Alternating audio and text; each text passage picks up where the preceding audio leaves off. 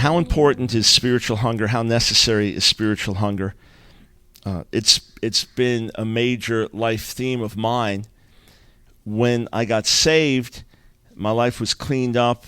It took a few weeks or months for my head to get clear from the constant drug use of the last couple of years. And I remember now the three of us, the three close friends, we were best men in one another's weddings, played in the band together. The guys got saved right before me, so now we're serving the Lord together. We used to get together and do nothing because we were drug users. We would play with our band, practice every day, and then we'd get high and listen to music and basically do nothing. Have friends come over, you get high, listen to music or party, whatever you would do. So now we were going to church a lot, but on these free nights, we sit around doing nothing. I remember one night we said, let's go ice skating. I mean, this is not exactly high on our list of things to do. I mean, it was fun, silly, and none of us ice skated well, but we still did it. I remember thinking, okay, this is not what's supposed to be happening. And I said, okay, I could live a clean but empty life, or I could give myself to God the way I gave myself to drugs and rock music. And that's what really began the pursuit of spending time with him and spending hours a day in those early months, especially that first year to 2 years in the Lord, hours and hours in the Word and prayer, and knowing there was more, reading the Word and being convinced there was more. So that's been something that's been in me on a very deep level. And married to Nancy, she has this all-consuming hunger that often completely dominates her life and literally paralyzes her from doing anything else because she has to experience God in a deeper way so that she can bring his answer to a hurting, suffering world. And I mean to the point of constant tears and weeping and pain of heart. And as I've preached on the themes of spiritual hunger many, many times around the world, and it's something that I've always come back to, what I realize is that all the promises are to the hungry. That you don't find promises to the full, but promises to the hungry. Oh, God will satisfy us with the richest of fare, and you have the images of spiritual fatness. That's the promise. That's the result, but the promises are to the hungry. God fills the hungry with good things. My soul longs for you as in a dry and thirsty land. And blessed are those who hunger and thirst for righteousness, for they will be filled. And all who are thirsty, come to me and drink. And even the end of Revelation, whoever's thirsty, let him come. Have you ever been to a restaurant and when you sit down there, they're coming by with the desserts? You're like, I am getting that. I am ordering that. And by the time you're done with the rolls, the salad, and your meal, and you're pushing the plate away, and they say, dessert, anyone? You're like, I don't want dessert. Every so often, I've gone to someone's house in the evening. Nancy and I invited over, and I had dinner, and went over there, and they said, you're going to love what we cooked. Cooked? I didn't know we were coming for dinner. I just ate. And it can be the greatest meal, but you're stuffed, you're full, you don't want it. Proverbs says that to the hungry soul, every bitter thing is sweet. And because we are in a tremendously needy world, even if we ourselves were totally satisfied, we have a dying world, we have people bound with every kind of bondage, we have people sick with every kind of sickness, we have the name of the Lord blasphemed day and night, we have Islam rising, we have atheism on the move, we have all these other urgent situations around us. How can we be satisfied with where we are and what we have?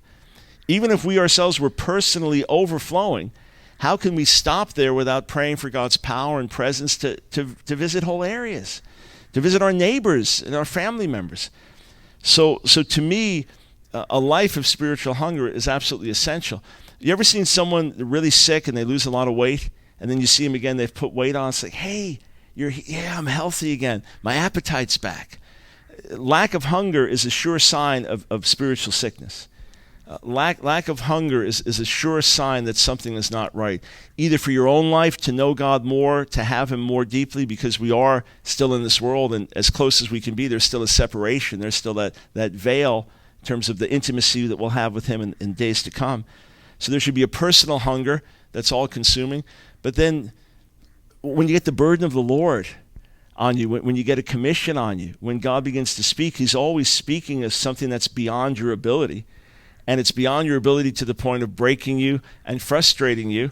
And that frustration has to turn to desperation. That thing of when, I'll give you an example. God began to speak to me about a gay activist organization that had come to Charlotte, and they were having their annual fundraising dinner in Charlotte, and this massive budget, the largest such organization in the world.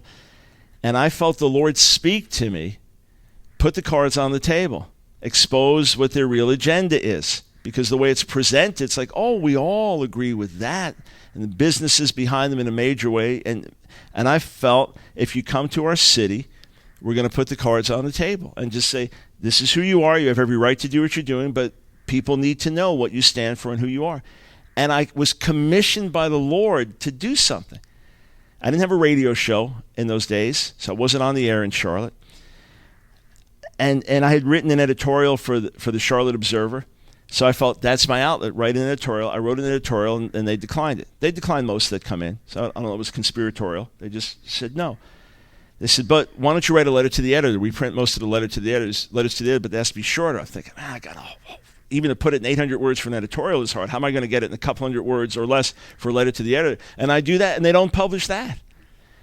And I remember saying, God, you're telling me to speak. You're giving me a voice. You're telling me to speak. You're giving me a message, but I have no voice. I can try to organize something, but I've got no voice in the city to do what I'm supposed to do. So I agonized. God saying, speak, and you're like, you have the words, you have the message, and you have no outlet. And I agonized for a year about that. God saying, speak, God saying, do something. And I agonized because he calls us to do impossible things. How are they birthed? They're birthed through the agony of prayer. They're birthed through spiritual hunger. They're birthed through longing, and to the point you think you're crazy. Many of the things I've done already in life when God first put them in my heart, and you get the desire, you taste it, you see it. It's like a single man and the woman of your dreams you see, and you meet her and you're going to marry, and then she disappears. So you have this spiritual experience of you see it, you touch it, but now you can't get it. You agonize in prayer. Many of the things I agonized in prayer for over the years, in the midst of it, they seem crazy and impossible. You know me on the other side of many of them, but I knew me when they were crazy and impossible.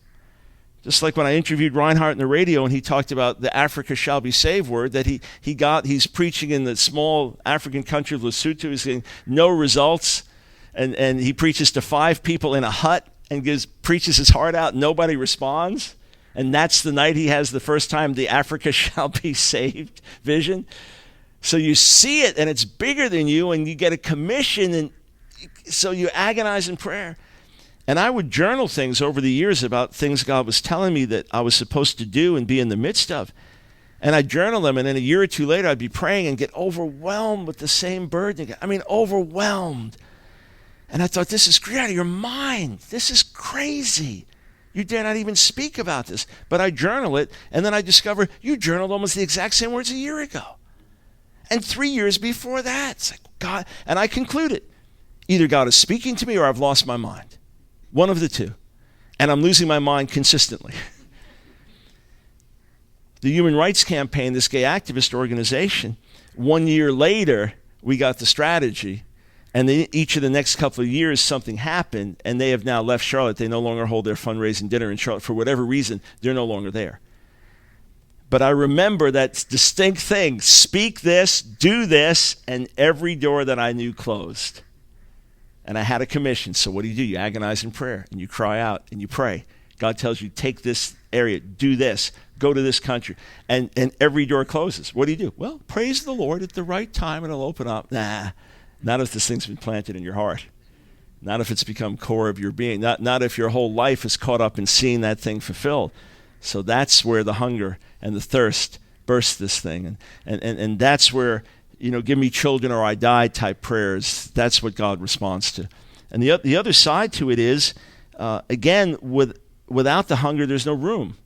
This glass is, 90% full. There's only so much you could put in it. If I drank it all to the bottom, then you could fill it. And if it was a 100-gallon keg or something, you could fill it all the more. So how much capacity is there for God in my life? How much room is there for God in my life? If God visited many of our churches that were not God-hungry churches, He wouldn't be welcome. I mean, churches that you're itching to get out after an hour and 10 minutes, and it seems like the longest hour and 10 minutes of your life, if God shows up for 6 hours, how many of those people are ready for that? But the hungry and thirsty, it's like, God, don't leave. Don't leave. So it's an essential ingredient for God to move and act.